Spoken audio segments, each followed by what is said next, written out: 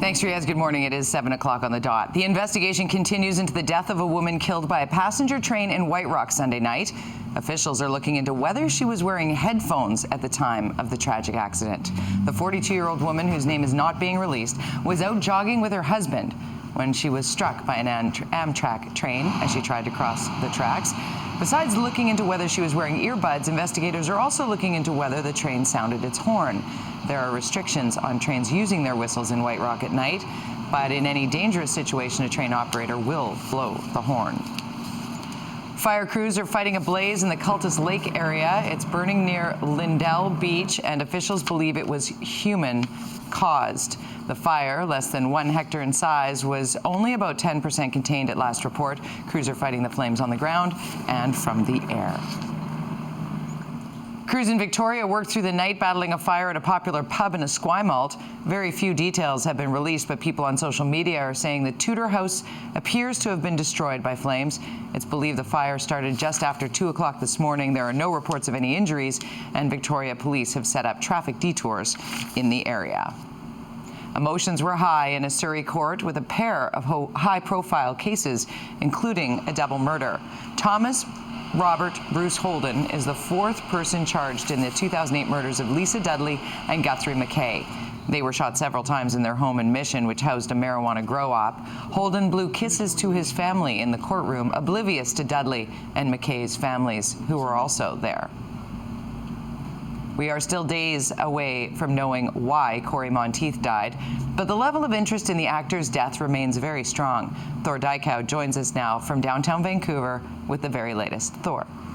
Thank you, Jody. And as you see here outside the Fairmont Pacific Rim in downtown Vancouver, the public memorial of fans paying their tribute and respect to Corey Monteith continue to grow here. Photos, flowers, messages of love for the late actor, and candles. Also, signs pointing to a candlelight vigil in honor of Corey happening this Friday at 8 p.m. And the VPD is getting an extraordinary amount of email and phones regarding this case. Here's what the VPD had to say about the case. It's easy to say we're getting hundreds of phone calls an hour regarding this, as well as an equal amount of emails from local media as well as national and international media. So it's, to say that he's reached people in a large number of homes would be an understatement. And friends, family, and colleagues are still coming to grips with the shocking death, and that includes Corey's first publicist, who represented the actor in Vancouver while he was a virtual unknown.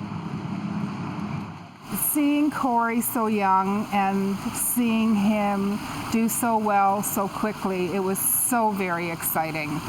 And it was something that I don't even know whether he was prepared for. He didn't let it go to his head. He was still just so nice.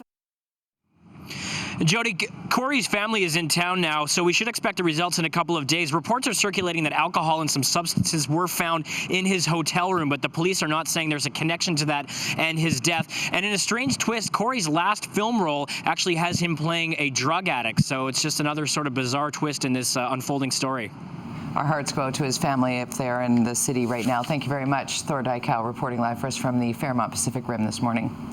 To much lighter fare, happy news. The great Kate wait continuing outside a London hospital.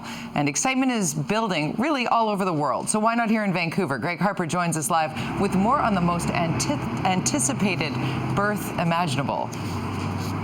Jody, we are getting very close, and Camilla, the Duchess of Cornwall, she dropped a big hint yesterday. She did this while visiting a children's hospice. She said the royal family is expecting a new grandchild by the end of this week. So it is getting very close for sure, which I'm sure is great news for the tons of media that have been camped outside St. Mary's Hospital in West London.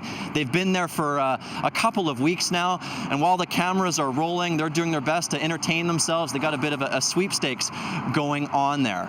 Will the royal baby be a girl? Will it be a boy? What will it be named? Here's what you're saying. I think it'll probably be a boy, and I don't know, they'll name him Reginald, a nice British name. Well, I think it's going to be a girl. Names, I have no idea. Hopefully something with Diana. Either middle name, first name, version of it, I'm not sure. So right now, Alexandra seems to be the most popular name for a girl, and George is leading the way if it happens to be a boy. We're soon going to know. Jody? Interesting. Thank you very much. Gregg Harper reporting live for us this morning with reactions to what that baby's name and sex might be. All right, let's move on to sports now. Oakland outfielder Yoenis Cespedes was not named to the All-Star team, but the second-year major leaguer from Cuba found some solace, as Cespedes is the champion of Major League Baseball's Home Run Derby. He won baseball's power hitting competition with a dazzling display, beating Washington's Bryce Harper 9-8 in the final round at New York City Field. Cespedes is the first player left out of the All-Star game to take the Home Run Derby crown. Looked a little bit like Riaz at the Nat a couple weeks ago. Hey, 2 players from the Montreal Impact and 1 from the Vancouver Whitecaps will be going to the MLS All-Star Game. Marco Di Vaio and Patrice Bernier of the Impact were called up, as was your Whitecaps FC forward Camilo. Camilo currently leads the MLS in scoring. The MLS All-Star team will face AS Roma July 31st in Kansas City. Love having one of the best in the MLS on the Whitecaps FC. It is 7:06, and Michelle, as I throw it over to you, I rarely get to do this because my parents live in the U.S., but they're watching at my aunt and uncle's house right now, and they just told me, we're watching, so hi, Mom and Bruce. Hello, Mom and Bruce. There you go.